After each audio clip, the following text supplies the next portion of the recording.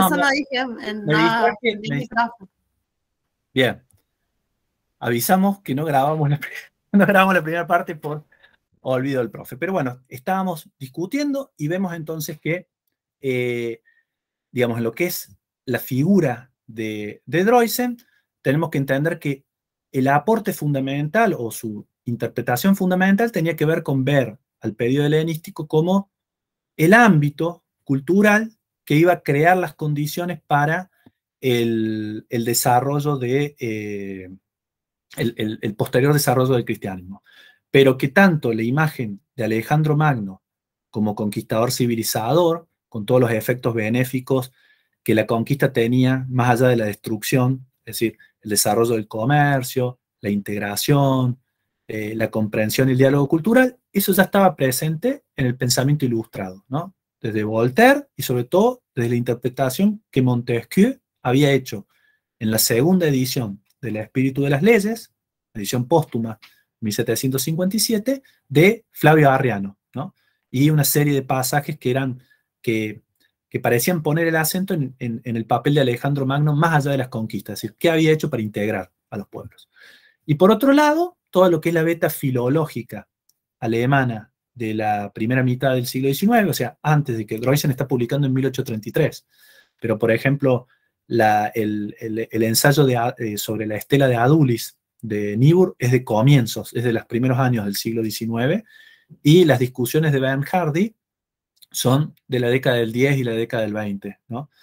Y sabemos que, como ha mostrado Luciano Cánfora, sabemos que Droysen siguió los cursos de Bernhardi y estuvo en contacto con Bernhardi, ¿no? Incluso hay algún registro de alguna consulta que le hizo. Entonces, Droysen no cita a estas personas en su obra, pero sabemos que son quienes generan las condiciones para que Droysen plantee la interpretación general histórica ya en su Alejandro Magno de 1833, y que lo va a refinar muchísimo más en la edición primero de la historia del helenismo, en 1836-1843, con un texto que es muy importante, que es el Forrede, las palabras preliminares, discurso preliminar, palabras previas de la edición de 1836, del primer volumen de la historia del helenismo, donde ahí es el que plantea la idea de que el helenismo es un periodo que va desde Alejandro Magno hasta la conquista musulmana de Egipto, en el 641, pero que después ese Forrede desaparece en la edición de conjunto, donde une al Alejandro Magno y a las dos tomos de la historia del helenismo los une en una sola obra, en la década de 1877, 1878. Pero bueno, ya en esa época Droysen ya no se dedicaba al mundo helenístico y nos dejó con muchísimos interrogantes sobre sobre cómo pensaba llegar a esas conclusiones. Porque se quedó muchísimo antes del surgimiento del cristianismo, su obra llegó hasta el 220 a.C., ahí termina su historia del helenismo, y le faltaban todavía 860 años por cubrir. Entonces, bueno, en ese sentido es una gran incógnita. Lo que no es una incógnita es lo que viene después, o sea, lo que es el desarrollo de la historiografía, la primera mitad del siglo XX, que va a reivindicar un poco esta figura de Droysen, aunque le van a atribuir y hacer decir cosas que él no necesariamente pensaba, sobre todo que ese helenismo, esa Mischkultur, esa fusión cultural, esa Verschmelzung, partía de la superioridad cultural griega. Droysen nunca plantea eso. O sea, es cierto que para Droysen la cultura griega es más importante, pero él dice que la mezcla de la cultura griega y la oriental forman algo nuevo, que no es ni griego ni oriental. ¿Bien? En cambio, los historiadores colonialistas, el paradigma colonial de la helenización de la primera mitad del siglo XX, van a estar en buena medida convencidos de la superioridad cultural de Grecia. ¿Por qué? Porque la cultura griega para ellos es el antecedente de las culturas occidentales, ¿no? Es decir, Grecia es el primer peldaño en la historia occidental, y por ende, en algún punto, las conquistas de Alejandro Magno del imperio persa aqueménida se pueden considerar como un precedente o un antecedente histórico de la conquista de Asia, de África y de América por las potencias europeas, sobre todo la analogía con Asia y con Europa es muy grande en una serie de historiadores del siglo XX. Yo ahora ya les voy a volver a reiniciar la presentación, pero bueno, yo elegí como para mostrarles una cara nomás y una obra a William Tarn, ¿no? ¿Pero por qué? Porque William Tarn, escribió varias obras, William Tarn, ¿no? De nuevo es un historiador amateur, él tuvo formación clásica, pero en realidad su formación fue de abogado, en la Universidad de Cambridge, y cuando, por una enfermedad que nunca queda claro cuál fue, abandonó su trabajo como abogado, se retiró a su casa, primero en la zona de Londres, después posteriormente se va a mudar a Escocia, a una mansión que todavía existe, está dividida en departamentos, que se llama Muirtown House, que queda bien al norte de Escocia.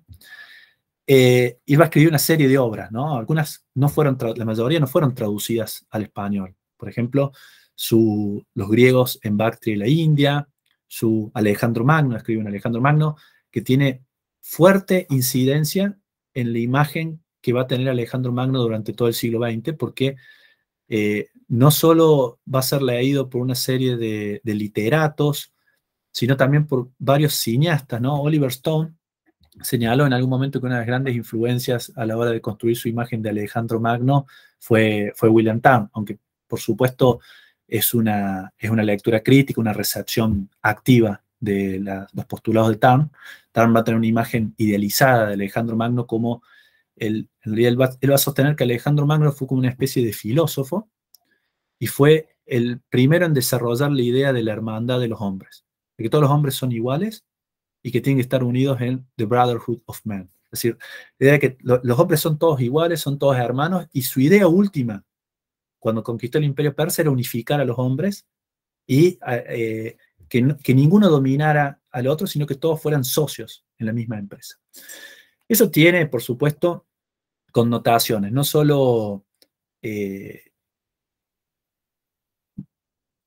lo que eran las preocupaciones personales de Tarn. Tarn estaba muy preocupado en el periodo de entreguerras por el ascenso del fascismo, la posibilidad de que pudiera estallar una nueva guerra mundial, y en tal sentido, él quería presentar a sus lectores un modelo posible de cómo los pueblos podían entenderse pacíficamente, pero por otro lado también Tarn se le puede considerar como un último coletazo de la cultura victoriana, y hay muchísimos pasajes en su obra en los cuales el imperio de Alejandro Magno y los de sus sucesores son parangonados con el imperio británico en la India. Fundamentalmente él tiene una obra que se llama Griegos,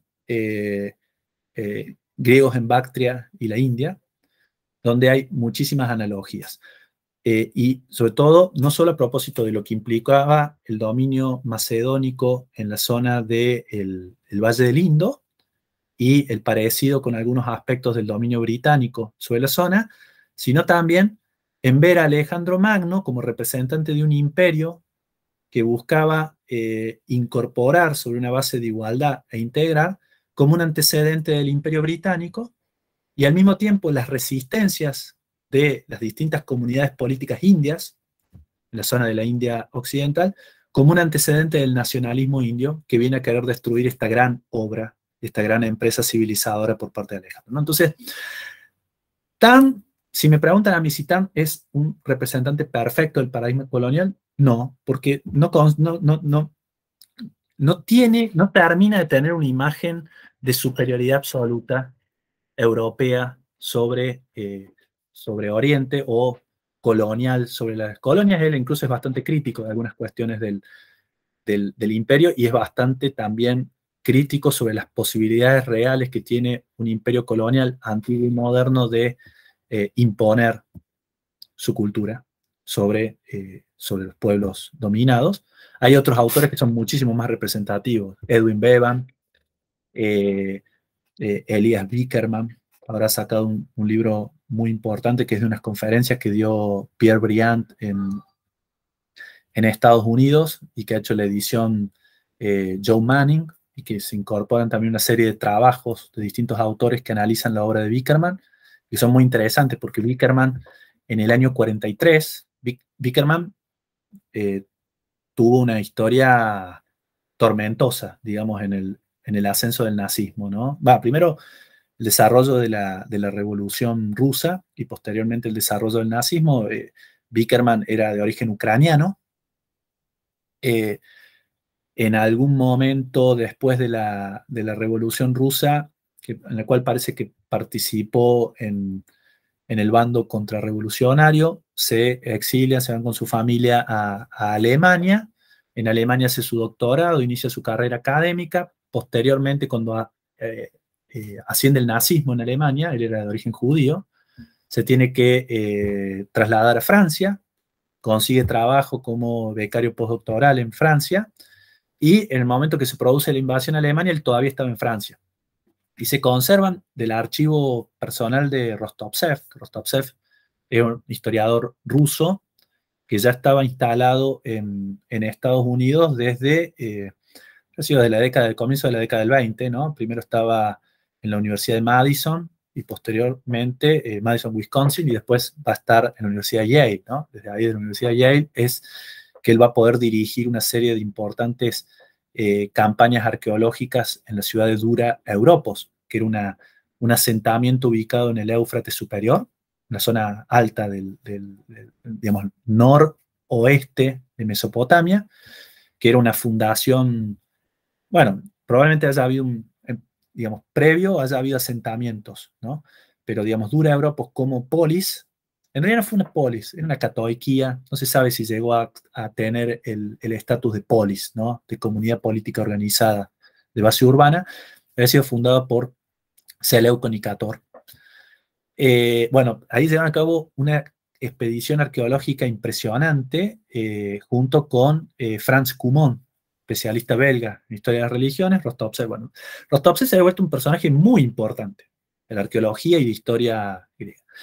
Y Rostovtsev había sido profesor de Wickermann en Rusia, y Wickermann le escribió una serie de cartas desesperado pidiéndole que le consiguiera una visa en Estados Unidos. Y para poder conseguir una visa en Estados Unidos para poder ir de Francia en el año 41, 42, ya estaba el dominio, o sea, los nazis habían ocupado Francia hace rato, necesitaba una visa de trabajo, que le consiguiera una beca o algo en Estados Unidos. Y el que se movió muchísimo fue Rostovtsev. Eso se conserva en cartas que mandó a distintas fundaciones para conseguir una beca.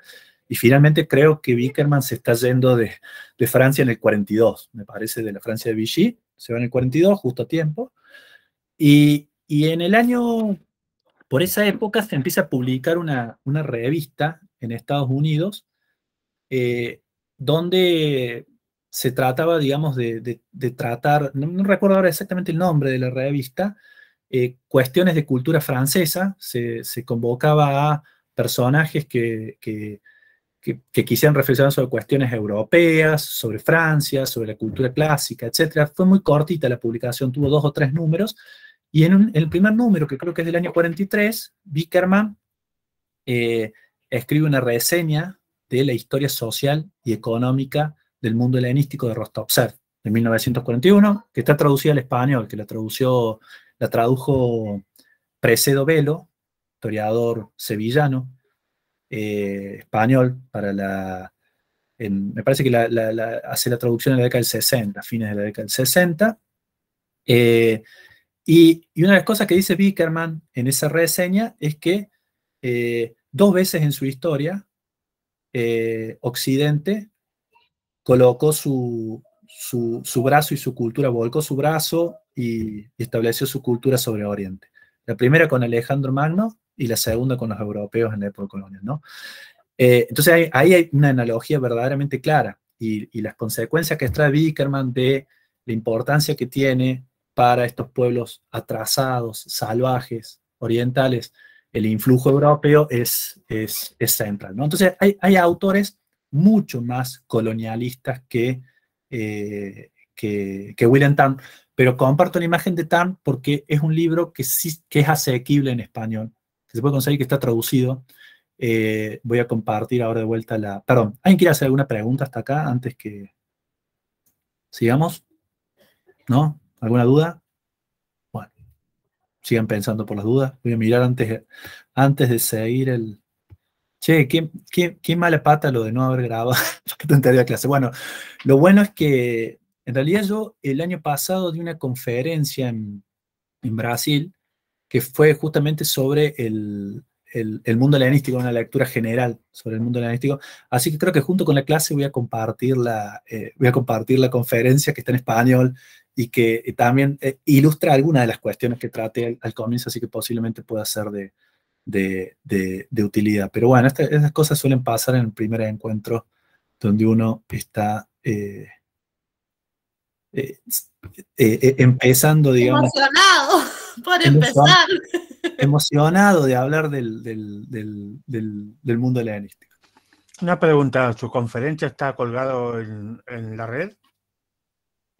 No, porque me la compartieron, la grabaron porque la querían hacer circular entre los alumnos ahí en Brasil y después se la pasaron también a unos profes de Chile, pero como me mandaron el drive, se la voy a subir. Lo que puedo hacer es, perdón, antes de compartir, lo que puedo hacer, Roberto, es subirlo, porque yo estas clases y las clases asincrónicas, lo que expliqué, lo voy a subir a YouTube y les voy a compartir el link para que lo puedan ver, pero no tengan que andar descargando el video completo. Lo voy a subir al mismo sitio ese y se los voy a compartir al vínculo para que puedan verlo. Va a estar en la red. No está todavía, pero va a estar. Bueno, ahora comparto.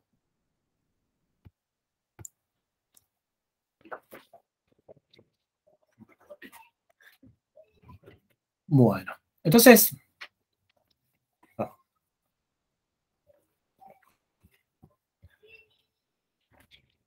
bueno, William Tamm decía, lo tomaba como un ejemplo de esta visión colonial, pero uno podría verdaderamente tener en cuenta que hay personajes muchísimo más representativos. Pero Tamm es uno de los más conocidos porque justamente esta obra, que es una obra general, que él había publicado originalmente solo en 1927, La civilización helenística, le piden en 1900, me parece que en 1950, le encargan que haga una nueva edición. Sale en 1952, el mismo año que muere Tamm, y esta es la que es traducida por el Fondo de Cultura Económica y que ahora es en coautoría con Griffith, pero en realidad básicamente es el texto de Tamm con algunos agregados y algunos pequeños cambios que sugiere Griffith, pero básicamente es el texto original del 27, con algunas pequeñas modificaciones. Está traducido en el 69 por el Fondo de Cultura Económica, y al que le interese, yo creo que lo tengo digitalizado, lo mismo que el Alejandro Magno de Droysen, así que eso después me los pueden pedir. No los he puesto como material de lectura, pues ya son un poquito viejos, pero siempre son buenos para ver la historia de la historiografía. Pero decía, la visión que tienen esto que podríamos denominar como paradigma de la helenización, que es la forma como se estudia el mundo helenístico entre 1900 y 1960, es la idea de que hubo un cambio cultural en Oriente a partir de la conquista de Alejandro, pero que ese cambio fue producto de una acción unilateral. Es decir, fue la cultura griega la que influyó y transformó formas de pensar, pautas de comportamiento, régimen de propiedad, forma de organizarse políticamente, etcétera, de los pueblos dominados. Y estaba la idea de que de ese cambio había sido duradero, ¿no? Estaba en sintonía, no solo con retomar, o yo diría, retomar, pero cambiándole algunas de sus pautas, el discurso ilustrado del siglo XVIII, porque una de las características de los ilustrados en el siglo XVIII es que eran antiimperialistas, ¿no? Es decir, en general estaban en contra de las experiencias imperiales a lo largo de la historia, ¿no? En este caso no, a partir de... Perdón, ¿está compartiendo pantalla? Porque no se ve. Se ve el fondo de pantalla de su escritorio. Ah, mira, yo acá estoy viendo, debe haber algún problema de... Para. Yo estaba mirando a Tam, un segundito. Se ve que ha habido No alguna... sé si los demás vieron así, ¿pudieron ver los demás? Sí, sí, tenés razón, Roberto. A ver, vamos a ver ahí. Pensé que era yo el loco, ¿viste? Pero Espera, vamos a ver ahí. ¿Ahí? Ahora sí. ahora Bueno. sí. Entonces, digamos, este modelo también encuentra sus raíces en el cambio de pensamiento que hay a partir de la segunda mitad del siglo XIX, que empieza, digamos, sobre todo en el pensamiento liberal. Podemos pensar en Tocqueville, en Alexis de Tocqueville, o podemos pensar en Stuart Mill, en Inglaterra. Estos liberales empiezan a ver con mejores ojos al imperio, ¿no? Y empiezan sobre todo a interpretar que el imperio es, el dominio imperial, a veces es necesario para que los pueblos más atrasados puedan ser colocados en la senda del progreso, ¿no? Y ahí empieza la discusión sobre si hay sociedades que tengan internamente un germen de progreso incorporado y que por ende no necesitan que alguien les enseñe a través de la experiencia del dominio a progresar y desarrollarse política y económicamente. Y en cambio hay sociedades, sobre todo ubicadas en África, en Asia, que necesitan un estímulo y que ese estímulo es más efectivo cuando se vive una breve experiencia de dominio, ¿no? Y ahí empiezan un poco las discusiones y las analogías entre la sociedad griega y la sociedad inglesa o francesa contemporánea, es decir, la cultura occidental, cuando se sostiene que los griegos, por ejemplo, Stuart Mill lo plantea de forma explícita, fueron el único pueblo que tuvo ese germen en la antigüedad, antes de los europeos, el pueblo que tuvo ese germen innato de progreso.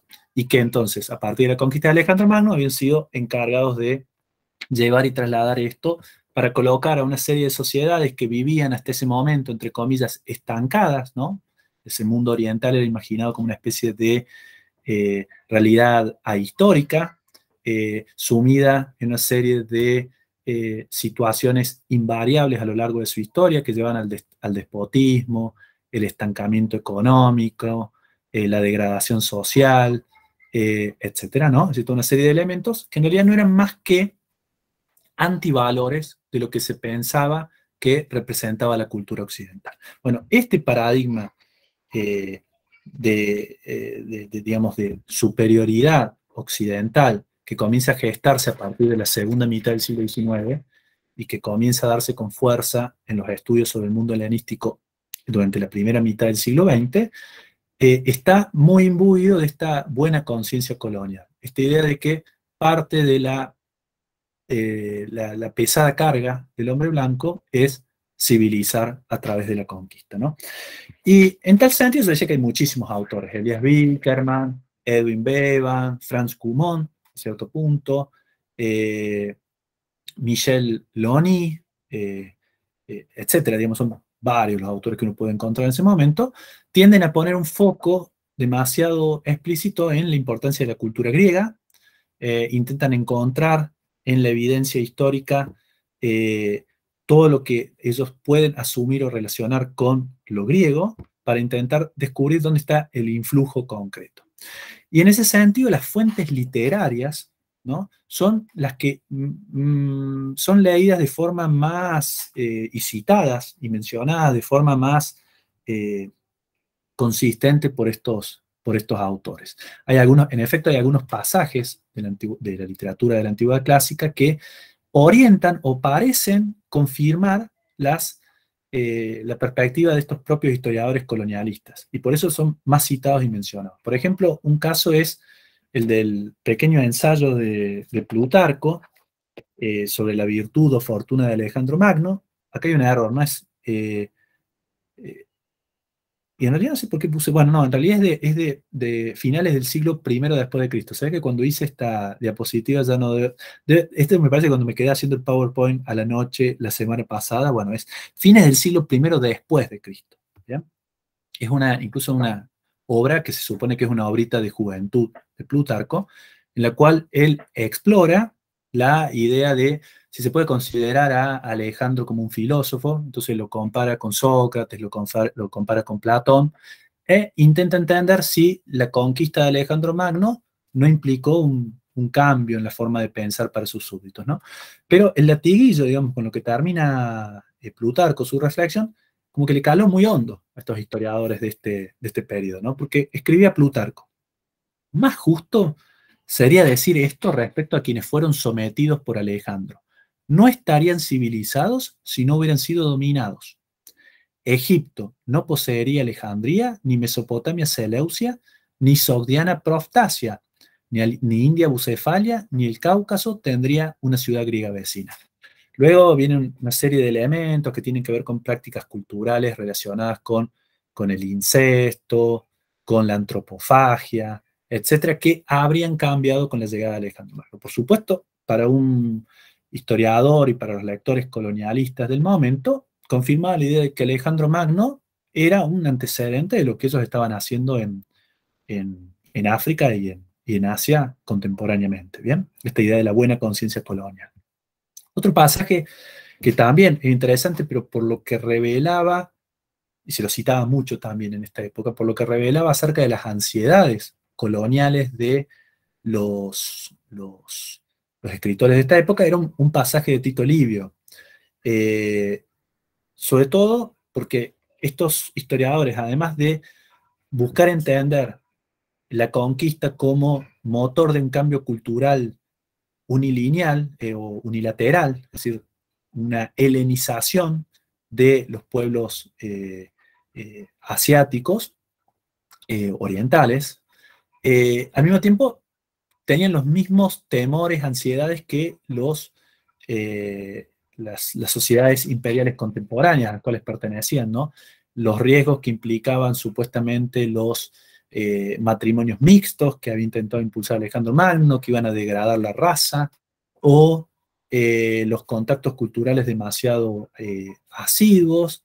En fin, digamos, estas sociedades coloniales parecían estar permanentemente en riesgo de perder su helenicidad, igual que las sociedades coloniales contemporáneas estaban en riesgo de perder su europeidad por permanecer demasiado tiempo en ámbitos culturales coloniales, ¿no? Esto no quiero entrar mucho en el tema, pero es un tema que me ha interesado mucho en términos historiográficos. De hecho, ahora está por salir este mes o el que viene, ya está en prensa un libro, un proyecto de investigación que dirigí durante un par de años, que tiene que ver con cómo la historiografía contemporánea utilizó una serie de conceptos para aproximarse al mundo antiguo. Nosotros nos centramos en las nociones de libertad, imperio y civilización, que no son directamente extrapolables a las nociones de libertad, de imperio y de civilización que los antiguos tenían, pero que se usaron para entender esa realidad antigua en términos contemporáneos, ¿no? Y uno puede ver en los historiadores helenísticos de este periodo cómo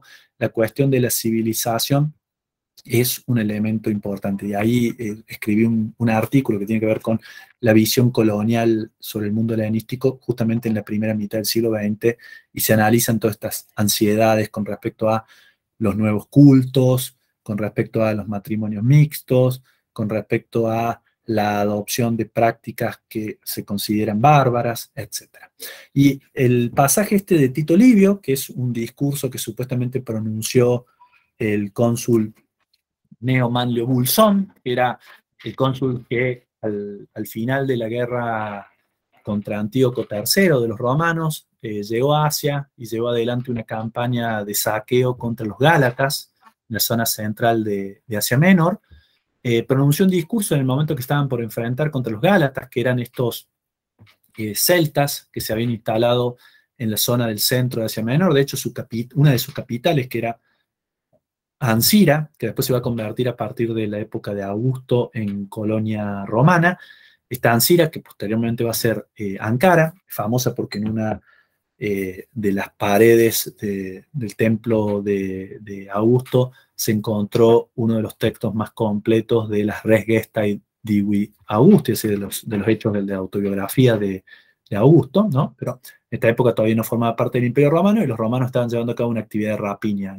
Estos celtas habían llegado a Asia Menor en la década del 270 a.C., se habían convertido rápidamente en un terror para los griegos y para los imperios de la zona, habían sometido una serie de pillajes, Y cuando los romanos llegan a Asia, en el 190 a.C., estos gálatas habían sido aliados de Antíoco III, entonces inician una operación de represalia. Y Gneo Manlio Vulsón, para convencer a sus soldados de que, bueno, los gálatas con los que se van a enfrentar son como unos gálatas mucho más débiles que los celtas que han enfrentado ellos, los galos que han enfrentado ellos en tantas oportunidades, le dice: y aquellos antepasados nuestros se las veían con galos de verdad, nacidos en su propia tierra. Estos ya han degenerado por el mestizaje y son realmente galogriegos, como se los llama. Como en el caso de los animales y de las plantas, la simiente no tiene tanta fuerza para conservar sus cualidades naturales como las propiedades del suelo y del clima en que se alimentan tienen para alterarlas. Los macedonios, que poseen Alejandría en Egipto, Seleucia, Babilonia y otras colonias esparcidas por todo el mundo, degeneraron en sirios, partos y egipcios. Es decir, el riesgo de que esa cultura superior de esta perspectiva que se instala en territorio dominado se degrade y termine siendo absorbida. Que eso aparece muchísimo también en las discusiones del periodo. Y otro pasaje que me parece también importante y que vamos a leer rápidamente, el origen es en Polibio, pero se conserva en un comentario que hace del mismo Estrabón, siglo I a.C., que Polibio parece haber visitado Alejandría probablemente a la década del 130 a.C., habría acompañado, según la hipótesis, a Publio Cornelio Escipión, que era su amigo y que había ido con una legación a Alejandría. Dice. Comenta Estrabón: Polibio ha visitado la ciudad y desaprueba la situación en que en su tiempo se encontraba. Explica que en ella conviven tres clases de gentes: el mercenariado, muy numeroso, pendenciero e ignorante, pues ya desde antiguo los egipcios han mantenido un ejército compuesto de extranjeros más acostumbrados a mandar que a ser mandados, debido a la incapacidad de sus reyes. El tercer elemento es el estrictamente alejandrino. También este es difícilmente gobernable por las mismas causas ya citadas, pero pese a todo es preferible a los mercenarios, aunque en aquel entonces eran ya gentes mestizas. Sin embargo, radicalmente se conservaban griegas y se acordaban de los usos corrientes entre los griegos. Digamos, este pasaje bastante común en el contexto de la historiografía helenística y algunos aspectos de la literatura helenística, porque siempre hay una discusión sobre la posible o hipotética degradación cultural. Pero es algo que aparece más en el terreno de la ideología. Pero este pasaje va a ser citado desde, bueno, ya a mediados del siglo XIX por George Grote en su Historia de Grecia, hasta la Historia de Alejandría de Fraser, como un elemento o como una observación etnográfica por parte de Polibio y carente de prejuicios étnico-culturales por parte del historiador, ¿no? Y parecía, de nuevo, confirmar una serie de ansiedades acerca del contacto cultural que los europeos, en la primera mitad del siglo XX, tenían, lógicamente, con respecto a este contacto. No quiero entrar en el tema, pero uno va a la obra, por ejemplo, de William Tarn, que es uno de los que tiene una visión mucho más positiva con respecto al contacto cultural entre griegos y no griegos, y en un momento él hace una analogía como diciendo que los antiguos griegos trataban de, sobre todo en la India, de no vincularse demasiado con la gente del pueblo local. De la misma manera dice que actualmente en la India a los niños pequeños no se los deja, los niños pequeños de origen inglés, no se los deja criarse en ambientes, en el ambiente de la India, sino que se los manda a educar a Inglaterra, porque los niños pequeños pueden adoptar muy fácilmente las características perniciosas del medio en el cual se crían. Y uno no deja de pensar si no hay ahí una forma de razonamiento tardo-victoriana que se condice mucho. Por ejemplo, no sé si alguno ha leído la obra de Rudyard Kipling, Kim, y digamos las características que tiene como mestizo el personaje principal de la novela, ¿no? Un poco esta reflexión, y tiene varios pasajes al respecto, William Tarn, estableciendo analogías entre la experiencia colonial antigua y la experiencia colonial moderna. Pero digamos, esta visión colonial de la helenización va a entrar en crisis, y va a entrar en crisis porque lo que va a entrar en crisis a partir de la década del 60 y se va a, a acentuar a partir de la década del 70 es el optimismo colonial europeo. O sea, la idea de que la experiencia imperial fue un acto positivo y civilizador.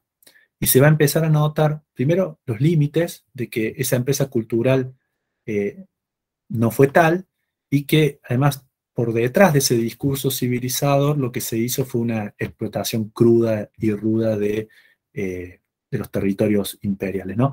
Y eso se va a colar rápidamente en la discusión historiográfica sobre el mundo helenístico, y yo acá quiero destacar fundamentalmente en lo que podríamos denominar como el momento postcolonial, entre 1960 y el 2000, la obra de una papiróloga belga muy prolífica en sus investigaciones ya de la década del 30, con sus estudios sobre la economía real lágida tolemaica, hasta una obra de síntesis que también es asequible en español, que fue traducida, El mundo helenístico, Grecia, y que significativamente se llama Grecia y Oriente, 323-146 a.C., así como entendiendo que son dos realidades diferentes, ambos mundos.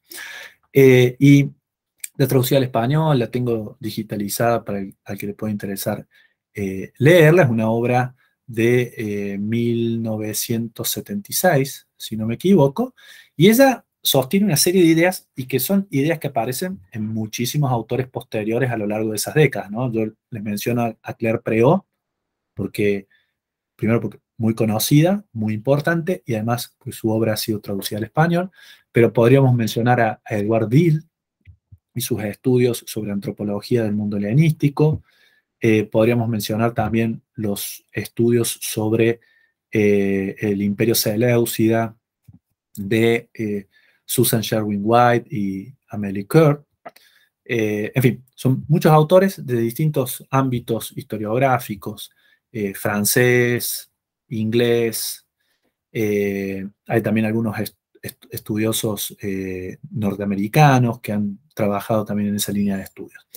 Claire Préau concretamente habló del mundo helenístico como un mundo en el cual, acá lo traduzco como impermeabilidad, se había dado una impermeabilidad, pero también lo podríamos como traducir al término que utiliza mucho Préau como una estanqueidad, es decir, es lo que dice que entre las civilizaciones griegas, entre los habitantes greco-macedonios y los habitantes locales en Egipto, sobre todo que es lo que ella más trabajaba, y el resto del ex imperio de Alejandro Magno, se había dado una étanchéité, es decir, es una impermeabilidad, o se habían visto como compartimentalizados o como separados en compartimentos estancos estas sociedades, ¿no? ¿Sí? Prácticamente no habían dialogado. Y ella va a hablar muchísimo de la dualidad del mundo helenístico. Lo va a trabajar mucho con respecto a propósito de Egipto, va a hablar de una sociedad urbana con características greco-macedonias y una población rural que permanecía viviendo como había vivido en los últimos milenios, prácticamente sin haber cambiado en nada su forma de vida, sus concepciones. Pero también va a haber autores que van a hablar, va a haber no solamente dos lenguas, va a haber dos leyes, va a sostener ella, incluso va a haber gente que va a utilizar dos nombres, va a utilizar un nombre egipcio en el ámbito egipcio, va a utilizar un nombre griego en el ámbito griego, pero va a haber autores que incluso van a sostener que va a haber resistencia, que va a haber conflicto, eso va a ser un elemento importante en el periodo helenístico, incluso va a haber autores que van a sostener, como Van Speck, por ejemplo, que había sociedades, por ejemplo, para la Babilonia helenística, sociedades verdaderamente guetizadas, ¿no? Donde la población greco-macedónica, los colonos greco-macedónicos, van a vivir en barrios y zonas de la ciudad sin contacto prácticamente con el resto de la población, y que fundamentalmente lo que va a ocurrir es que va a haber una fuerte continuidad en las historias de cada una de esas regiones del mundo helenístico.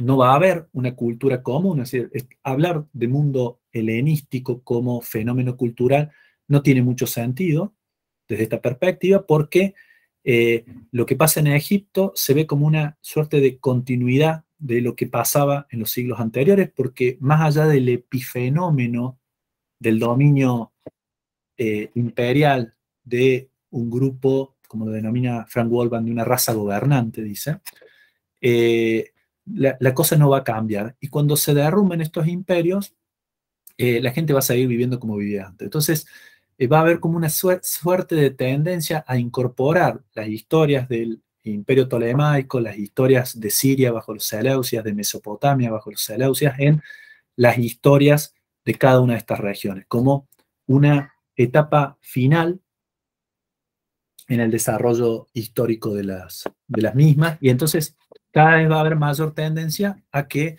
los especialistas en historia griega, o en estudios clásicos, que hasta ese momento eran quienes habían escrito la historia del mundo helenística, se replieguen y ahora sean los egiptólogos, sean los asiriólogos, sean los iranistas quienes se encarguen de escribir esas historias posteriores. ¿Bien? Y esto, por supuesto, iba de la mano, obviamente, de un cambio en el mundo, ¿no? El mundo postcolonial, la independencia de la India, el dominio colonial británico a partir de 1947, pero también la guerra de Argelia, que estalla en 1954, la guerra de independencia, pero que ya venía desde fines de los 40, la cuestión de la resistencia. Obviamente el cambio de paradigma intelectual. Los invito a leer, por ejemplo, con eso termino justamente mi artículo para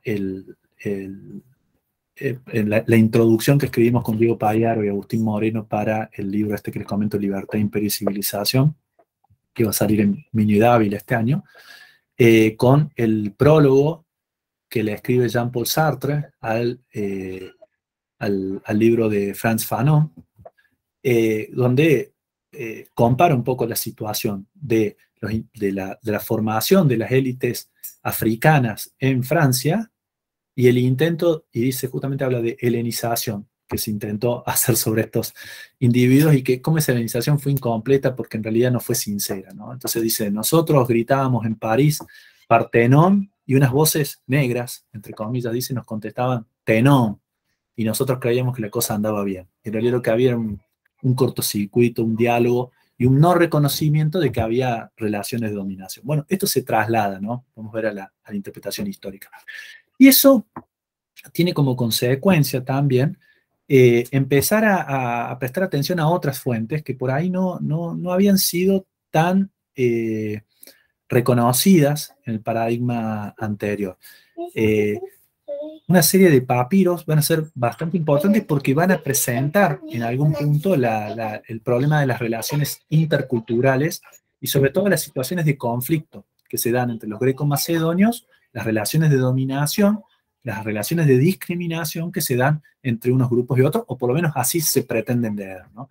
Uno que es particularmente interesante y que va a ser mencionado hasta la saciedad es digamos, un documento que pertenece a un archivo, un archivo reconstruido de quien era, digamos, había un Dioiquetas, que era, a veces se lo traduce como el ministro de Economía, pero eso no es preciso, era el mayordomo, pero pues, no pensemos en el mayordomo, no pensemos en la publicidad de Tang, el niño tiene sed y no hay naranjas, sino que el mayordomo era un personaje muy importante en la jerarquía áulica, es decir, en la jerarquía de la corte tolemaica en el siglo III a.C.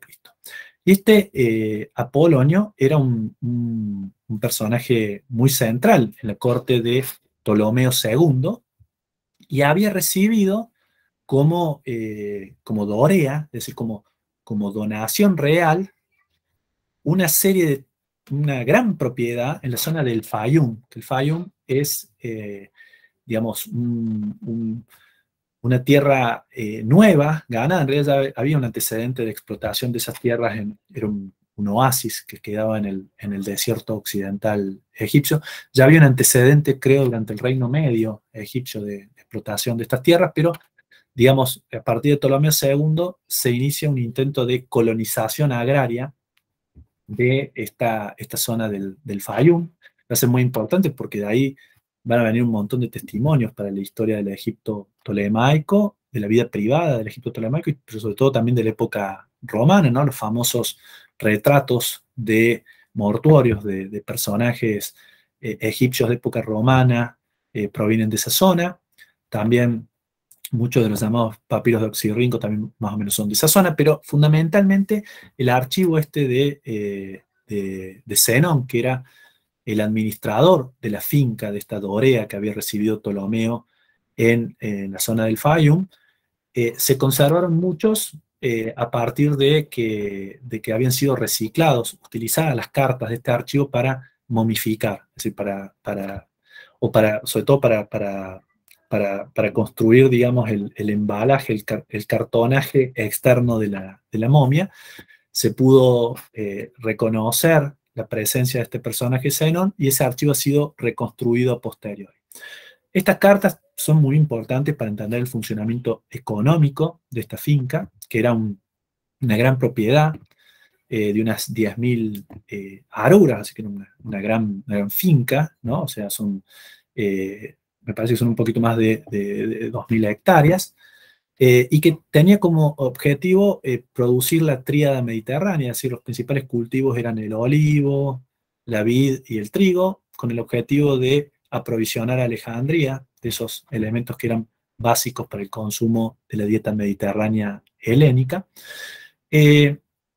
Pero también hay una serie de datos de color dentro de este archivo. Uno de estos es esta carta que le escribe un trabajador árabe a Zenón, a este administrador de la finca de Apolonio, en el siglo III a.C., que es un documento interesante porque los que comentan el papiro advierten que tiene ciertos errores de ortografía, de sintaxis, etc. O sea que habla de que no es una persona refinada con la escritura, que no tenga una educación. De hecho, se sostiene que en realidad la carta fue escrita por otra persona, que la persona que la encargó era analfabeta o que por lo menos no manejaba el griego para poder escribir una carta. Pero fíjense el tenor de la misma y vean hasta qué punto la podemos considerar como un signo de época, por qué este tipo de cartas les puede interesar mucho a los historiadores de entre 1960 y el 2000. Dice: por lo tanto, te escribo para que puedas saber, o sea, le escribe a Zenón, para que puedas saber que Crotos fue la causa de todo eso. Cuando tú me enviaste de nuevo a Filadelfia a Jasón, aunque hago todo lo que me es ordenado, ya hace 9 meses que él no me da nada de lo que tú ordenaste que yo tuviera, ni aceite ni grano, excepto por un periodo de 2 meses cuando él pagó por la ropa. Y yo me estoy esforzando durante el verano y el invierno, y él me ordena aceptar vino agrio como mi ración. Bien, ellos me han tratado con desprecio porque soy un bárbaro. Te ruego, pues, si te parece bien, darles órdenes para que yo obtenga lo que se me debe y que en el futuro me paguen todo para que no me muera de hambre, porque no sepa hablar griego. Préstame, por favor, pues, atención. Rogaré a todos los dioses y a la divinidad protectora del rey que sigas estando bien y llegues junto a nosotros pronto, para que puedas ver por ti mismo que soy un desgraciado. Adiós, a Zenón. Digamos, muchos elementos importantes en esta carta, pero para no demorarnos mucho con este tema, quisiera simplemente indicar justamente la autopercepción que tiene este individuo como un bárbaro, justamente porque podía ser la forma en la cual se habrían referido a él en múltiples oportunidades, es decir, no pertenecer a la cultura griega, no sentirse parte de ese universo cultural, y al mismo tiempo la referencia a no saber helenizein. Helenizein es un verbo que ya aparece en el siglo V a.C., que en principio significa hablar en griego, pero que a partir del siglo IV a.C.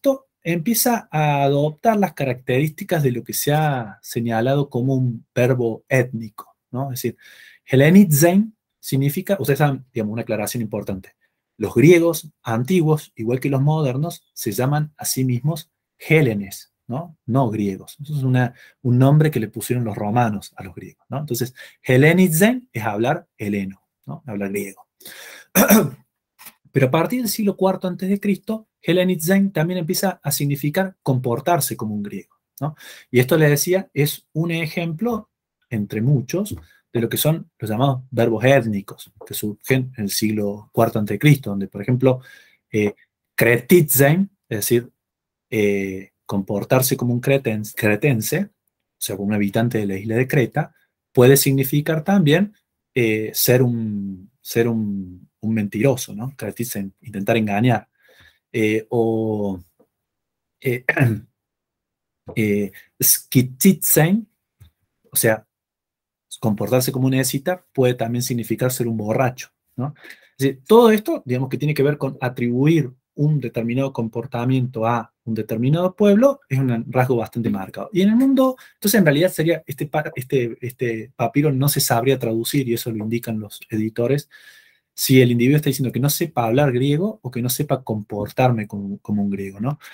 Cualquiera sea la resolución que le demos a esta traducción, no deja de ser significativo el hecho de que esté planteándose o se esté construyendo a sí mismo como un sujeto de discriminación, por no pertenecer al ámbito cultural al cual pertenecen Crotos y los otros individuos del texto, y que por eso haya sido objeto de menosprecio. ¿Bien?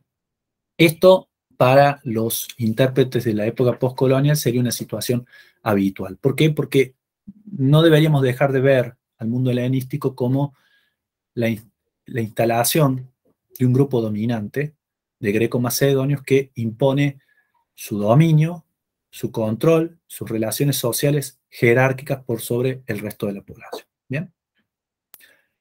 Más difícil es decir qué pasa con la historiografía desde el 2000 a la actualidad, ¿no? En ese sentido,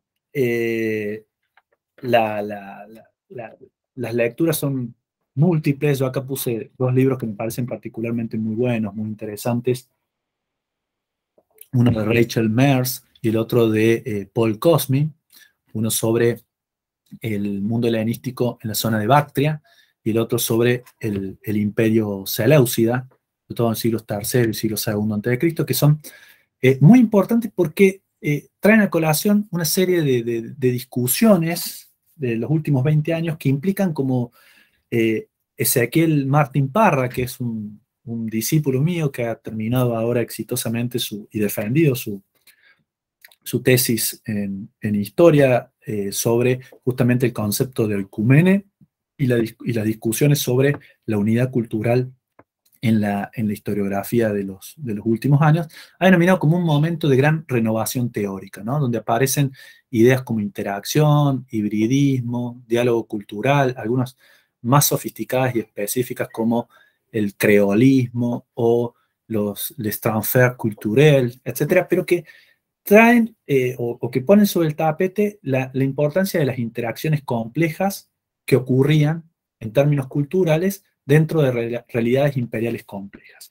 Y en ese sentido, digamos, me parece interesante ver que empiezan a ser consideradas incluso otro tipo de fuentes que antes no habían sido ni siquiera vistas. Por ejemplo, y esto nada más para mencionarlo a título anecdótico, el cilindro de Borsipa, del año 268 a.C., que fíjense que está escrito en acadio, bastante arcaizante en realidad el acadio, si bien el acadio seguía utilizándose como lengua escrita en ese momento, incluso intenta hacer un uso del acadio, me parece de acuerdo con un estilo más de la época del imperio neo-babilónico, en el fines del siglo VII, siglo VI a.C., y que incluso el excavador original de Borsipa, que Borsipa es una ciudad que se encuentra muy cerca de Babilonia, en la Mesopotamia central, donde había un templo que era la Esida, un templo de Nabu,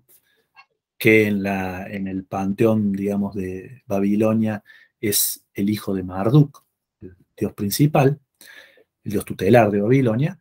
Bueno, el excavador original lo había atribuido al periodo neobabilónico, incluso había creído que el cilindro que era un cilindro de fundación, que se colocaba en la base de un templo que era reconstruido o construido de nuevo, en la tradición de cuál era el tipo de comportamiento que los reyes mesopotámicos tenían que tener para con los templos, lo había atribuido al reinado de Nabucodonosor II, ¿no? Un rey muy importante del imperio neobabilónico. Pero Posteriormente empiezan a aparecer ediciones y justamente se descubre que este cilindro de fundación era en realidad el cilindro de fundación más tardío que se había encontrado, que estaba datado en el 268 a.C.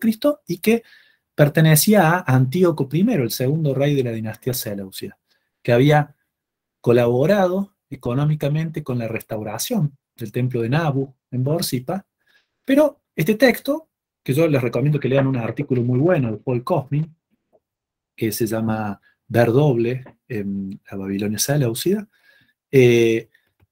pone en juego una serie de elementos que tienen que ver con la ideología real seleucida, pero los traducen y los relacionan con elementos culturales propios del culto y de la vida en Borsippa y del clero de Borsippa en el siglo III a.C., ¿no? Obviamente esto hubiera sido, consultar esta fuente hubiera sido impensable para un historiador clásico, griego, de formación clásica, a comienzos del siglo XX, ¿no? Y las lecturas que empiezan a hacerse son verdaderamente interesantísimas.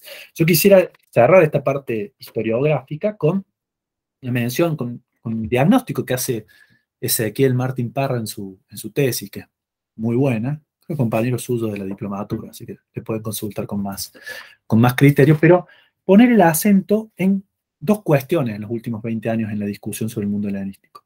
Primero, reconocer, si vamos a hablar del cambio cultural en el mundo helenístico, que en realidad la cultura, en realidad la cultura tiene que ser entendida como una práctica permanente y constante que es resultado de el producto relacional de los intercambios interculturales permanentes en ese ambiente multicultural que implica el mundo helenístico.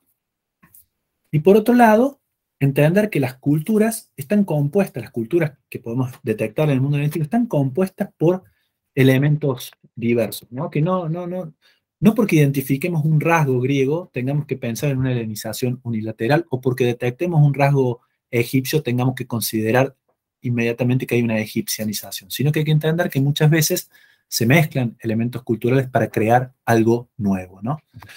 Y en segundo lugar, la necesidad de distinguir cada vez más entre cultura e identidad, ¿bien? Es decir, la posibilidad de que los individuos en ese mundo helenístico, que los grupos colectivos en ese mundo helenístico pudieran cambiar códigos culturales sin variar la identidad. Entonces, no habría una sola manera de mostrarse griego, sino que las elecciones y las opciones son siempre contextuales. Entonces, la helenización como concepto puede permanecer, pero no tiene que ser ya pensada como una imposición unilateral, ni como un proceso natural, sino como una estrategia identitaria que ocurre en múltiples contextos. Para cerrar esta parte de la clase, ya no podemos pensar entonces en el helenismo como la expansión de la cultura griega hacia Oriente, la cosa es más compleja. Cierro este gozo con este pequeño meme, un pequeño toque de humor, ¿no? Bien. Bueno, ahora voy a tratar de avanzar un poquito ahora en la parte final sobre lo que pasa en la periodización local para el mundo griego. No sé si quieren hacer alguna pregunta hasta acá, alguna duda. Digamos, entiendo que hemos hecho un recorrido bastante rápido sobre los desarrollos historiográficos, pero que me parece que les van a permitir a ustedes ubicar mejor a distintos autores según en la época en que han sido escritos sus libros, si van consultando algo. ¿No? ¿Vamos bien hasta acá? Una consulta. Mariana iba a preguntar primero. No, me quedé pensando cuando planteó en el caso de Egipto esa idea de dualidad, de dos mundos separados, ¿no? Alejandría, después el resto de Egipto. Esa imagen de la dualidad ya no se sostiene, ¿no? No. Incluso, digamos, esa idea fue mutando mucho, ¿no? La idea de la supuesta dualidad egipcia era algo que aparecía en la historiografía. Claire Préaux, que era especialista en el Egipto tolemaico, lo sostenía abiertamente. Su libro sobre el mundo el Oriente, Grecia y Oriente en el mundo helenístico, queda bastante claro. Después empiezan a surgir toda una serie de variantes. Entonces aparece, por ejemplo, la visión de Ludwig Können sobre el carácter bicéfalo, por ejemplo, de la monarquía tolemaica, la idea de que hay una imagen de los reyes tolemaicos que va apuntada hacia el público griego y hay una imagen real que va apuntada hacia el público alejandrino. Incluso la vieja y remanida idea de que Alejandría no forma parte de Egipto, ¿no? En realidad no es algo que aparece, Alejandría, ¿no? La ciudad que funda Alejandro Magno durante su campaña tras la conquista de Egipto, y que después va a ser la sede, la capital del reino tolemaico, donde va a estar ubicada la corte. Como hay una idea historiográfica en la primera mitad del siglo XX de que Alejandría no habría formado parte de Egipto y que viene de la famosa frase latina de Alejandría cerca de Egipto, no en Egipto. Pero esa es una idea romana, no una idea griega. ¿Bien? Y de a poco va cambiando la cosa. Entonces, por ejemplo, podemos mencionar la tesis de Susan Stephens, que justamente el libro se llama Ver Doble, de ahí toma la idea Paul Cosmin para trabajar el cilindro de Borsippa. Susan Stephens ha trabajado en la literatura helenística alejandrina y ha advertido elementos culturales griegos en las obras literarias de Calímaco, de Apolonio Rodio, etc. Pero ha mostrado cómo son reinsertos en nuevos contextos esos elementos egipcios para crear algo nuevo. ¿Sí? Para crear algo que, leído en Grecia, tiene un sentido, leído en Egipto tiene otro, pero leído en conjunto, cuando uno lo lee en Alejandría, tiene un sentido completamente diferente. Es algo que no es ni griego ni egipcio, lo que sostiene.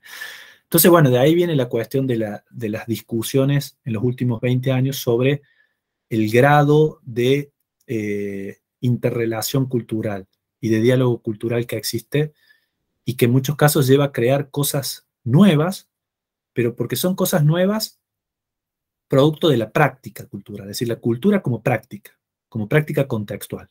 Entonces, no, ya no se sostiene más la idea de esa cuestión del biculturalismo, que en Egipto parecía tan claro, ¿no? Porque una de las características que parecía haber es que había dos culturas, había greco-macedonios y había egipcios. Y que en el caso, por ejemplo, del Imperio Seleucida, se complicaba un poco más, porque había muchas culturas dentro de ese imperio. No, muy interesante lo que planteaste, lo último del diálogo cultural, porque hay que pensar también en esta sociedad tolemaica, qué pasó con las élites indígenas cuando llega Alejandro. Creo que una de las maneras para sobrevivir las élites, como pasó en el ámbito de Palestina, como el caso de Herodes, ¿no? En el caso de Egipto, la adopción de esta cultura que trae Alejandro como una especie de contrato, ¿no? Las élites locales. Que lo vemos después, posteriormente, en el mundo romano que mencionaste en el Fayum, esos propietarios de las tumbas, ¿no? Los sarcófagos con los rostros romanos. Uh-huh. Es una distinción, es una práctica cultural. Sí, y ahí me gusta tu intervención, Roberto, porque lleva, digamos, a pensar, digamos, en esta idea de que la cultura forma parte de una práctica, ¿no? Y que no hay que identificar cultura con identidad, ¿no? Es decir, adoptar determinados elementos que aparentemente son griegos, o aparentemente son egipcios, o aparentemente son mesopotámicos, no implica la adopción de una identidad. O sea, hay que entenderlo contextualmente, a ver cuándo esa identidad significa algo. Y no es una práctica nueva. Ahora había leído un artículo hace un par de meses sobre, digamos, los contactos culturales entre las élites egipcias y la primera etapa del dominio persa sobre Egipto, a propósito de esta, la estatua de Udia Horresner, este médico y funcionario de la corte de Samético, que cuando Cambises invade Egipto, pasa a formar parte pasa al servicio de los conquistadores, y cómo la estatua naófora, que le dicen, ¿no? Porque porto como un pequeño templo, ¿no? Esa estatua naófora que no se conserva completa, tiene elementos en la vestimenta y en la representación que replican las formas de vestirse de los persas en sus representaciones. ¿Significa que Ulla-Horresnet se considera persa? No, pero probablemente la existencia de ese elemento, de ese rasgo identificable como persa, sí está mostrando públicamente que él tiene buena relación con los persas.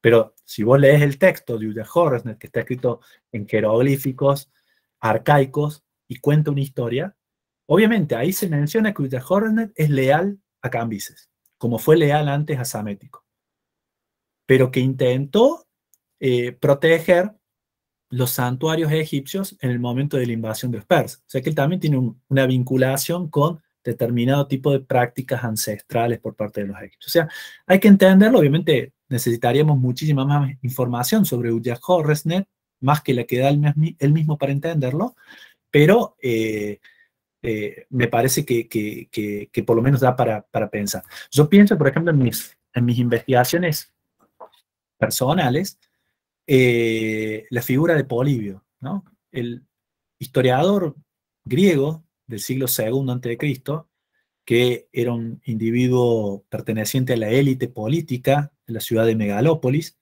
que Megalópolis era una polis integrada en la Confederación Aquea, este estado federal que mencionamos hace un momento.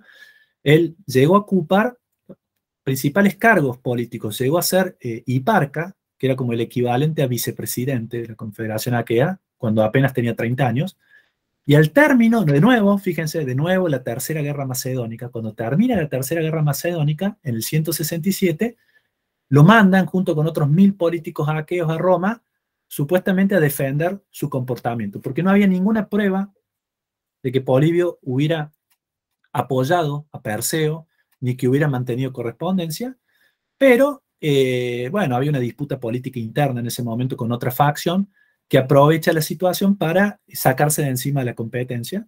Entonces los mandan a Polibio y a otros 1000 políticos aqueos a Roma, y en Roma nunca son juzgados, permanecen 17 años como detenidos políticos, entre 16 y 17 años, no se sabe exactamente el tiempo, pero más o menos 17 años. Y cuando vuelve Polibio, después se vuelve a ir, y en el interín estalla la guerra aquea, la Confederación Aquea es derrotada y disuelta.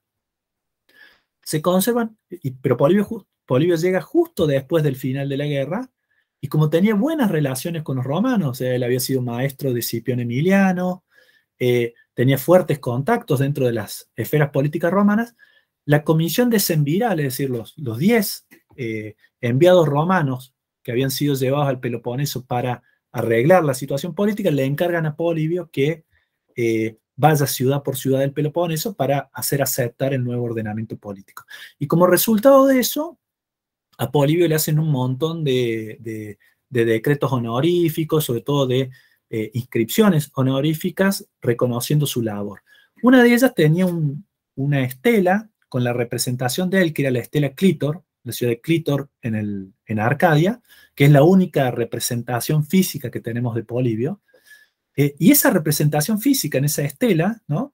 Tiene elementos que podrían ser considerados griegos, arcaicos, clásicos, mezclados con elementos que podrían ser considerados romanos, o por lo menos bien vinculados o bien a propósito para mostrar que él tiene buena relación además con los romanos, ¿no? ¿Por qué? Porque aparece representado como una hoplita Arcadio, él era de Megalópolis, de Arcadia, aparece armado con la lanza, con el escudo, con representaciones que son muy similares a otras representaciones griegas del Peloponeso de la época, pero junto con eso aparece afeitado y con el cabello corto. Y nosotros sabemos, por ejemplo, por Dion de Prusa, que él tiene un discurso, el boristénico, cuando estuvo exiliado en el Ponto Euxino, donde cuenta la anécdota de que había un individuo en una de estas ciudades del Ponto Euxino que se denominaba a sí mismo como Filo Romaios, es decir, amigo de los romanos, bien dispuesto hacia los romanos, y para mostrar que él estaba bien dispuesto hacia los romanos, se afeitaba y se cortaba el cabello, no como sus compañeros. Entonces, Algunos autores sostienen que esta representación de Polibio es la más antigua de el miembro de la élite romana, de la élite griega, de las ciudades griegas del Egeo, que se considera a sí mismo filoromaios.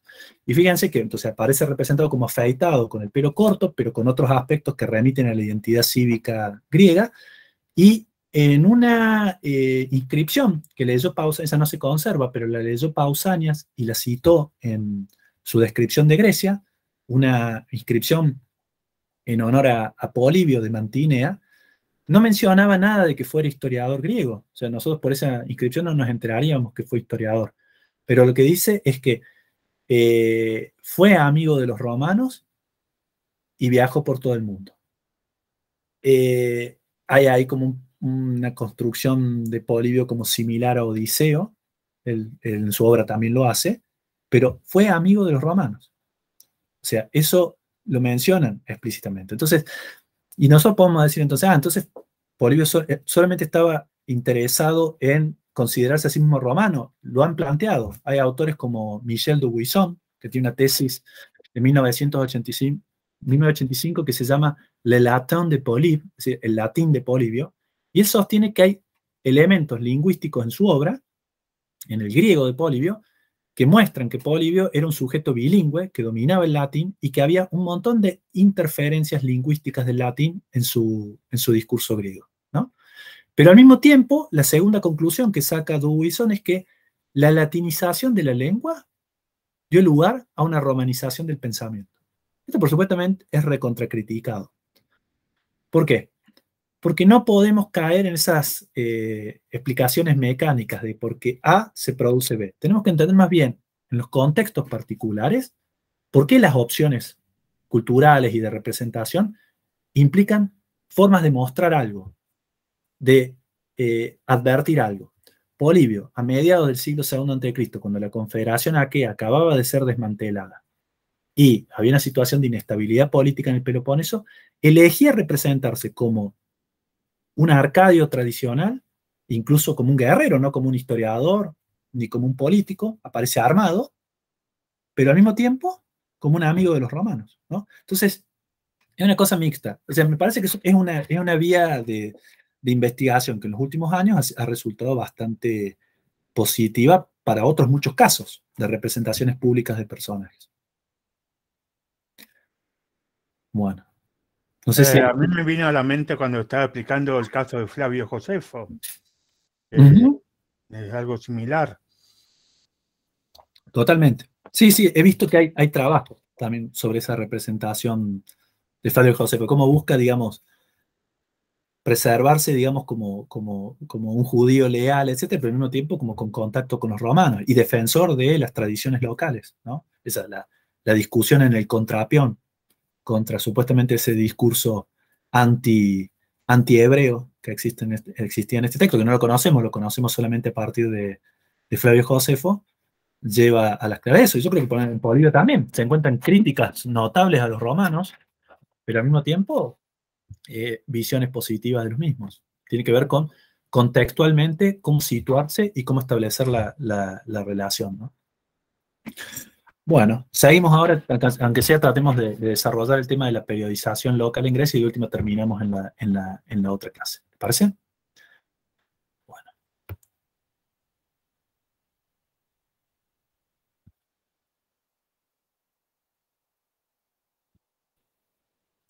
Bueno, ¿ven ahí? ¿Se ve la presentación?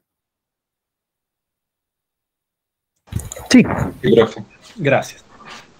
Y digamos, ¿se acuerdan que les dije, digamos, que en el periodo postcolonial, o el paradigma postcolonial, había habido como una cierta tendencia a decir que, bueno, tenemos que entender la historia del Egipto tolemaico o la historia de la Mesopotamia seleucia como apéndices de esas historias locales. Y no vale la pena intentar integrar estas historias locales a un periodo general como el mundo helenístico, que es como el periodo de la época helenística, demasiado amplio, demasiado impreciso. Además, si no hay una cultura común, un desarrollo cultural común, pierde su entidad, por lo menos como lo pensó Droysen en el siglo XIX. Y algo parecido ocurrió en el caso de Grecia, ¿no? Y ahí está la gran discusión sobre la polis postclásica o sobre el periodo de la Grecia postclásica.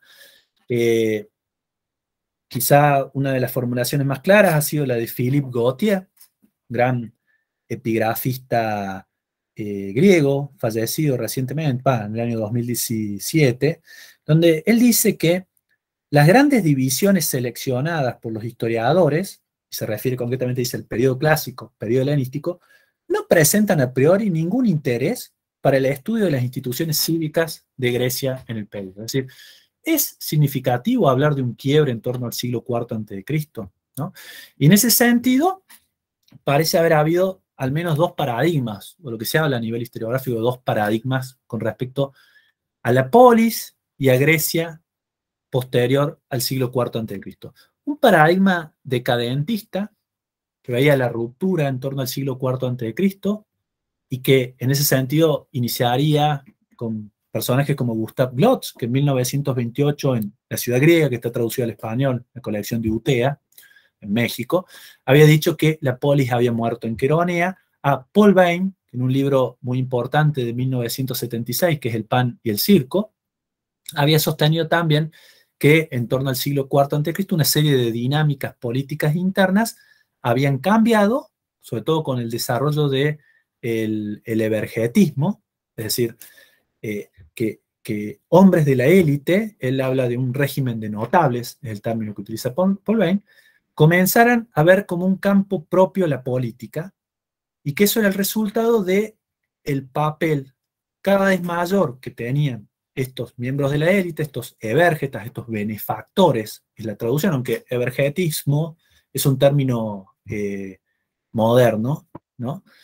Lo que es el término antiguo es el de evergetai, es decir, benefactores.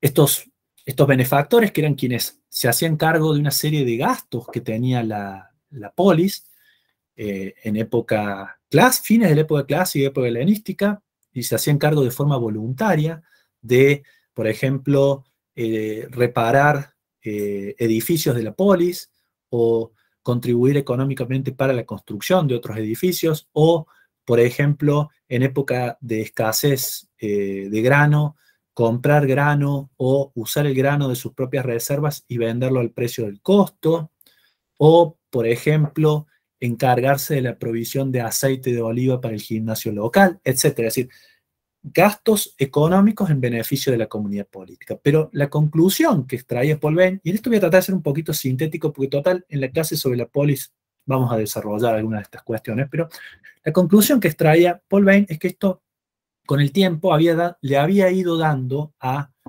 estos evergetas que conforman un régimen de notables, le había dando una posición política preeminente dentro de la polis, de la comunidad, con el resultado de que se había quebrado la solidaridad política interna que había caracterizado a la comunidad política de la polis en época clásica, ¿no? Es decir, había surgido, se había elidido, separado, un grupo de aristócratas que monopolizaban perdón, esto es un tema importante. Eran generosos, pero eran generosos porque además se esperaba que ellos, como quienes monopolizaban el desempeño de las magistraturas y de los cargos públicos dentro de la polis, gastaran parte de su fortuna en esto. De forma tal que cada vez más quedaron asociados al desempeño de determinadas magistraturas el gasto de una buena parte de su fortuna en la subvención de estos gastos. Por ejemplo, el gimnasiarca, el magistrado que era encargado de administrar el gimnasio, es decir, el lugar donde realizaban los ejercicios y se formaban los efebos, los jóvenes que se estaban por convertir en ciudadanos en la época clásica, se encargaban también de proveer el aceite de oliva, que era muy caro. O el que ocupaba algún cargo importante, como por ejemplo Arconte en Atenas en época helenística, necesitaba hacerse cargo también de una parte de los gastos que implicaba el desempeño de su magistratura.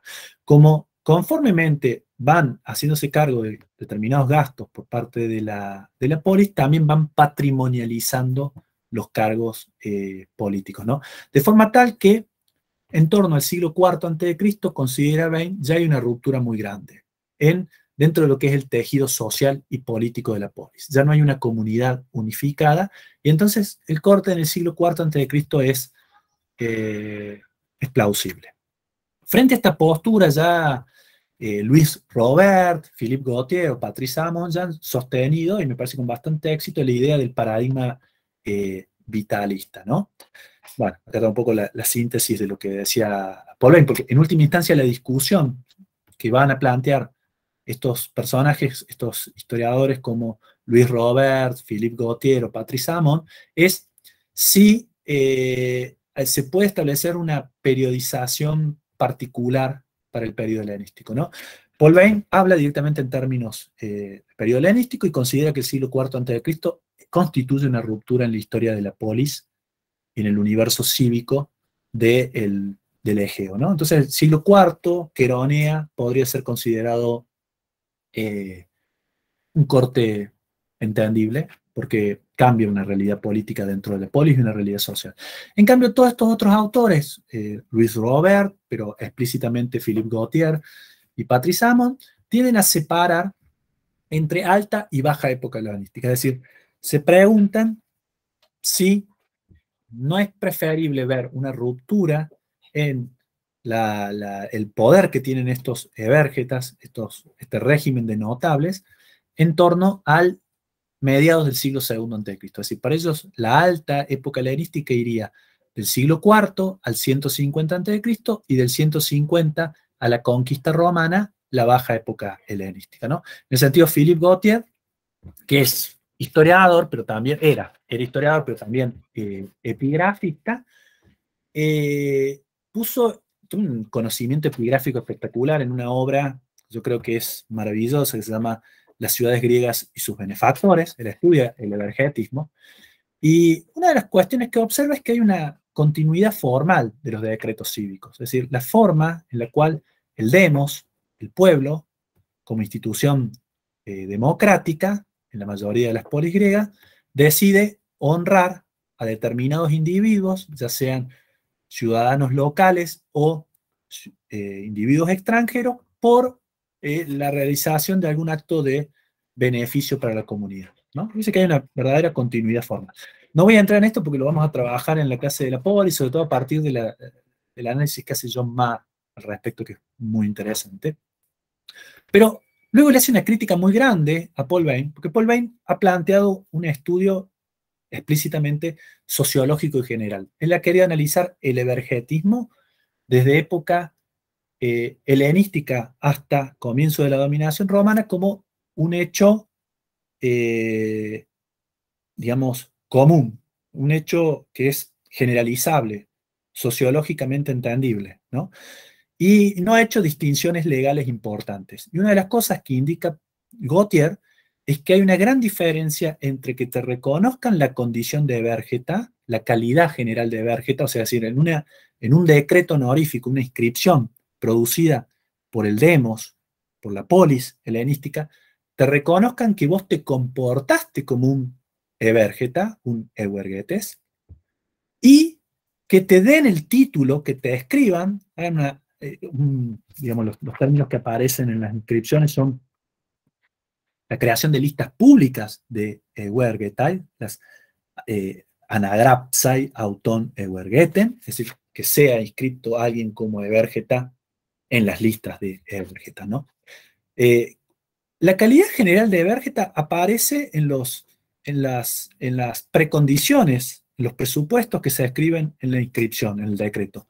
Mientras que cuando se le otorga a un individuo el título oficial de Evergeta para la polis, eso aparece, una cosa aparece en los considerandos, es decir, por esto y por esto, la polis decreta, el demos decreta lo siguiente.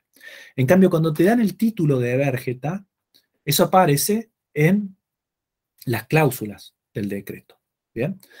¿Qué implica que te den el título de Evergeta? Implica que te inscriban públicamente en una lista, en un lugar público, generalmente, junto con el título de próxenos, va acompañado el título de evergeta. Es decir, un próxenos es un extranjero que por sus servicios a la comunidad, por los lazos que tiene, se lo nombra como una especie de, no es un embajador, porque no hay cargos formales de embajador, pero como una especie de representante de la polis, de una polis vecina, que se encargaría de ayudar, de mediar en las relaciones entre la polis que lo nombra próxenos y la polis de origen de este individuo, que se encargaría de ayudar a los ciudadanos de esa polis extranjera que se encuentren por algún motivo en la ciudad que oficia como próxeno, ¿no?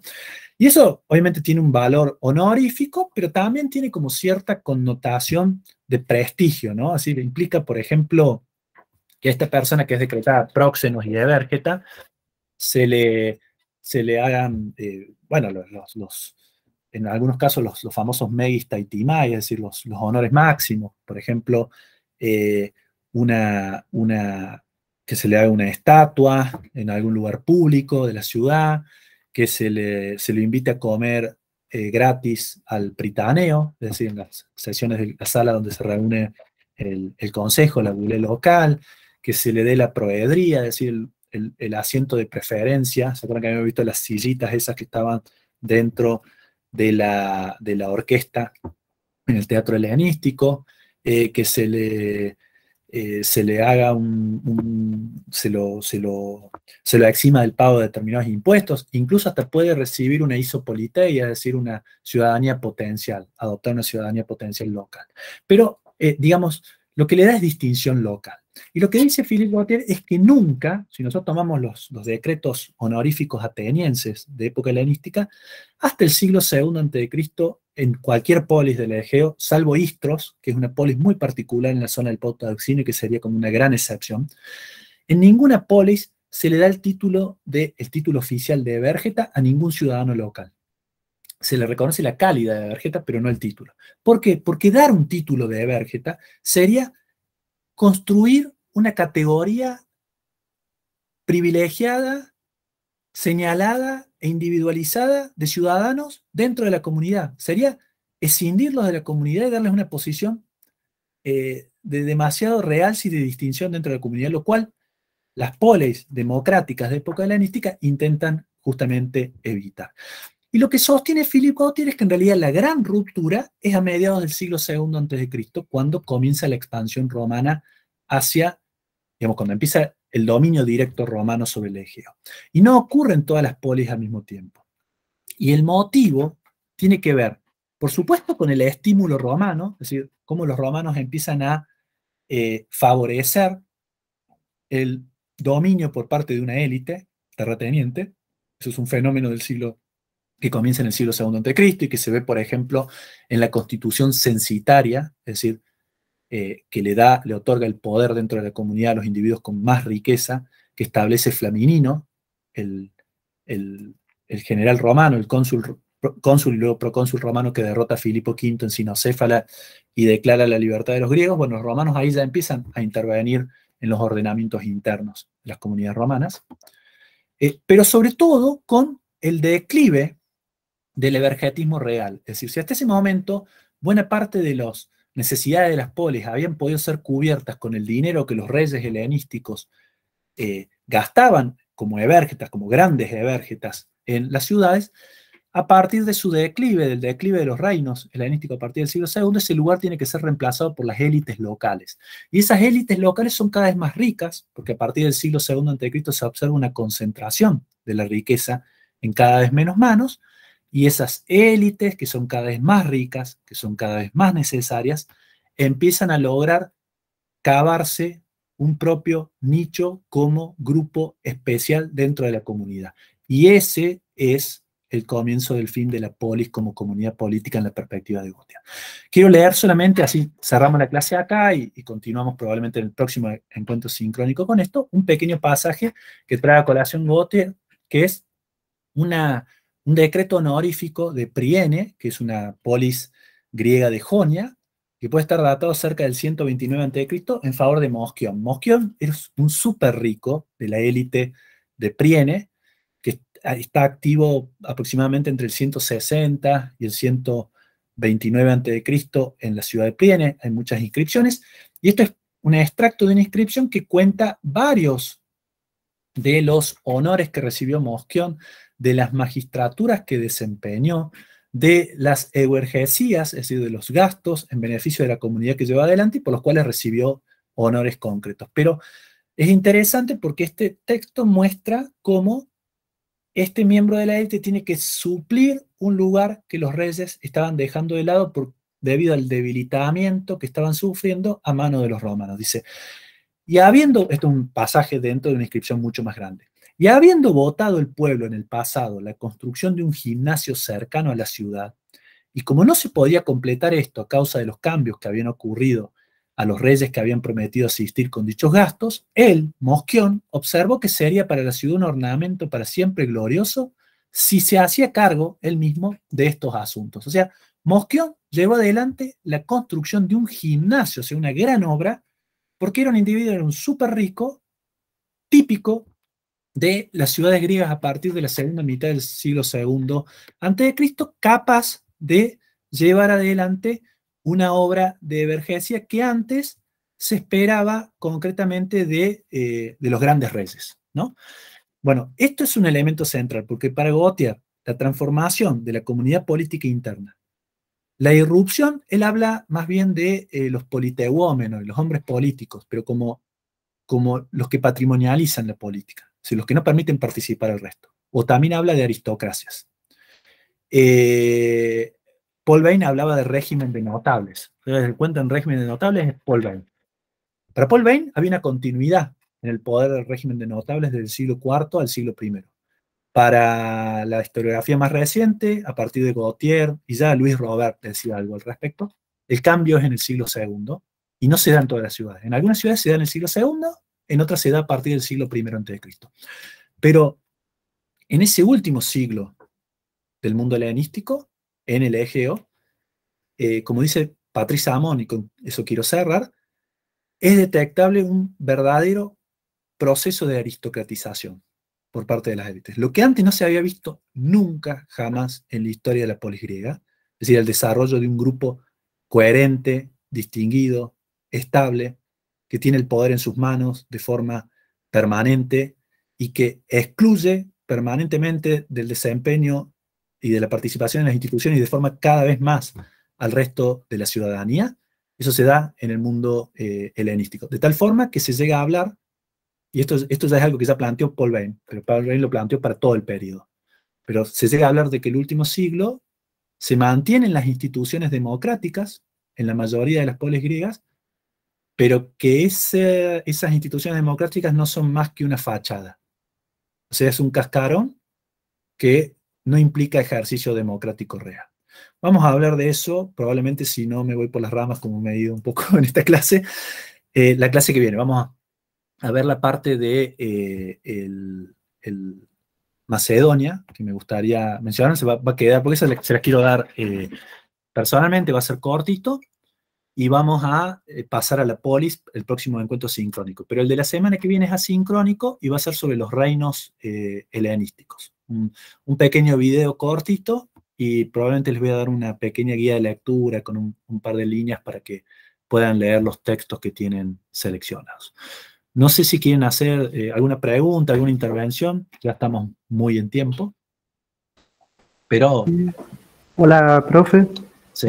Más que nada, dos cositas. Una que me quedó colgada en el tintero cuando vimos ese proceso de cambio en cuanto al helenismo. Y justo estaban hablando de Egipto.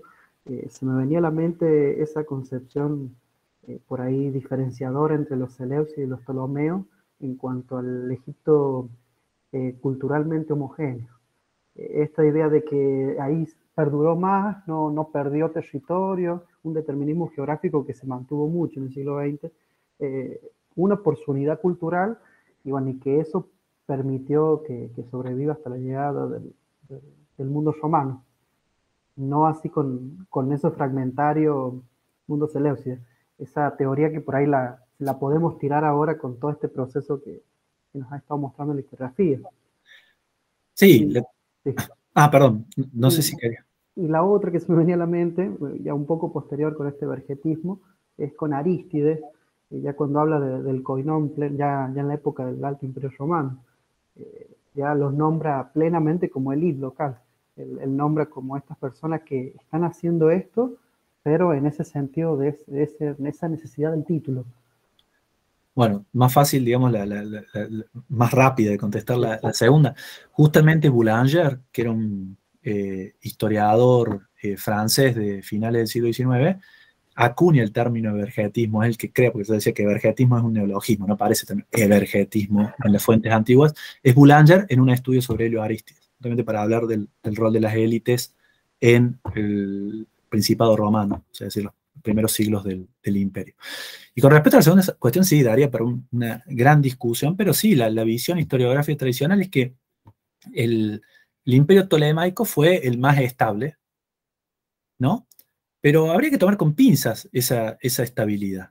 Porque, por un lado, el imperio digamos, los Ptolomeos, en fines del siglo IV y durante todo el siglo III y la primera parte del siglo II, controlan un imperio. Es decir, no es un reino territorialmente definido, sino que, por supuesto que hay un núcleo económico, político y social más importante, que es el Valle del Nilo, pero controlan toda una serie de territorios que son importantísimos también para la seguridad de Egipto y sobre todo también para el acceso a recursos, que son la Celesiria, es decir, el sur de Fenicia, Palestina, sur de Siria, la isla de Chipre, una serie de ciudades y territorios en la costa de Asia Menor, de Turquía, Caria, Éfeso, la isla de Samos, en algún momento también la tutela que tienen sobre la Liga de los Nesiotas, que es una liga de isleños en la zona de las Cícladas. Algunos territorios también en la costa de Tracia, o sea que se extiende bastante el Imperio Tolemaico. Todos esos son los territorios que empieza a perder a partir de la segunda mitad del siglo III, a manos de los Seleucidas y a manos de los Antigonias. Pero por otro lado también la estabilidad se pone un poco en entredicho con las grandes rebeliones que existen desde comienzo del siglo II a.C., ¿no? El tema de las famosas rebeliones en la Tebaida, que durante mucho tiempo, digamos, quiebran la unidad territorial, la unidad de dominio territorial del Valle del Nilo. O sea, como que todo lo que es la parte centro-sur de Egipto escapa durante buena parte del siglo II al control directo de los Ptolomeos. ¿Significa eso que el siglo II tiene que ser entendido como la época de decadencia de los Ptolomeos? No necesariamente. Ahí te recomiendo, hay un artículo de ya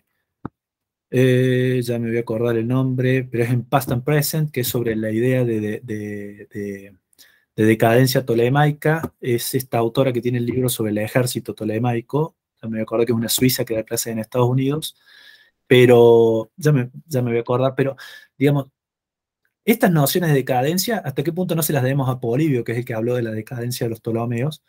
Y no tienen que ver con que, digamos, ninguno de estos imperios helenísticos era estable. O sea, la estabilidad no existía. O sea, eran imperios que constantemente se encontraban en guerra, que constantemente estaban compitiendo por recursos.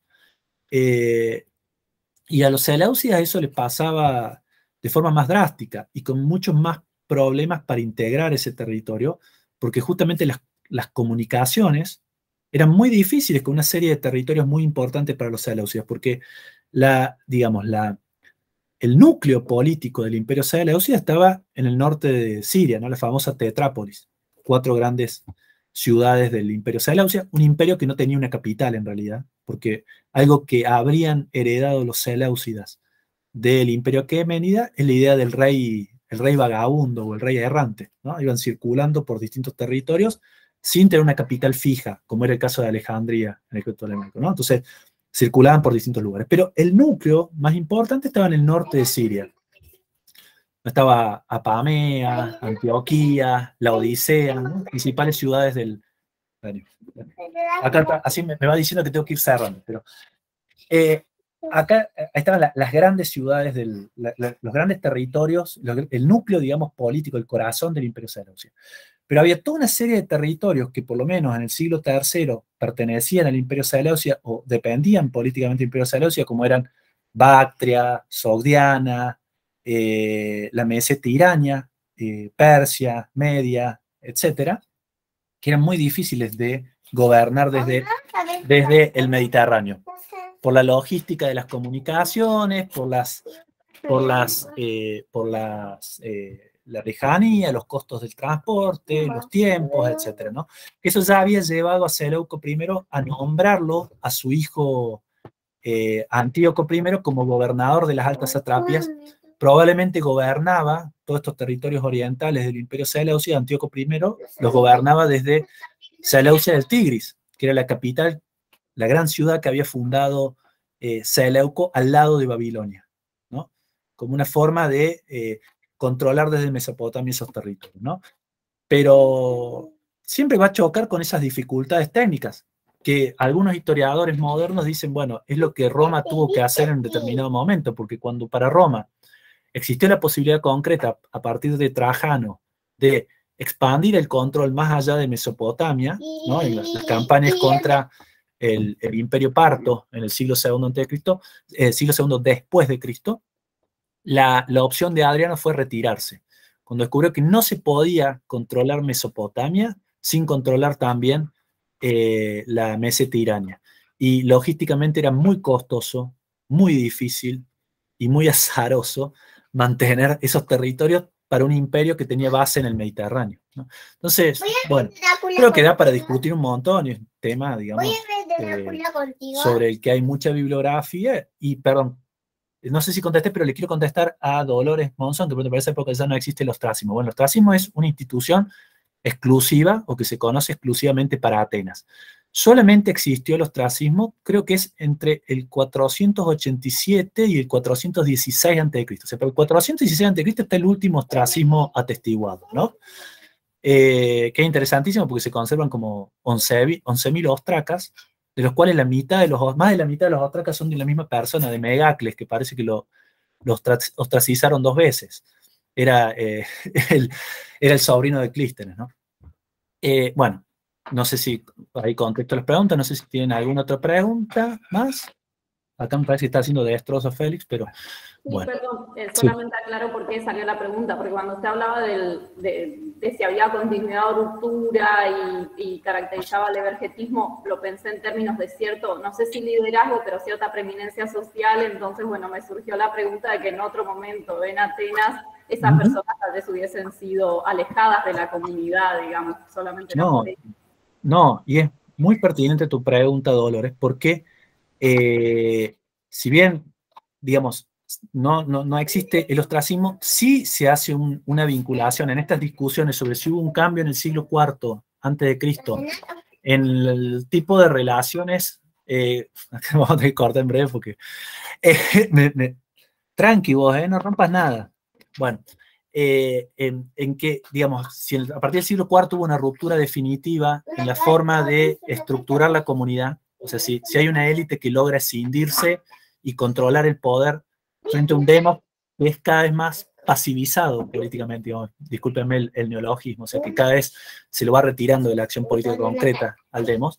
Una de las discusiones tiene que ver con que este vergetismo vuelve voluntario y vuelve como una catapulta para el poder político, algo que antes en la Atenas clásica era obligatorio, las liturgias, ¿no? No quiere decir que las liturgias, es decir, estos gastos que tenían que asumir los ricos dentro de la polis democrática, como por ejemplo el sostenimiento de una trierarquía, el mantenimiento de un trireme de guerra, o la coreguía, es decir, el sostenimiento del costo de armar un coro para participar en alguno de los certámenes trágicos, las grandes Dionisías, por ejemplo, en Atenas.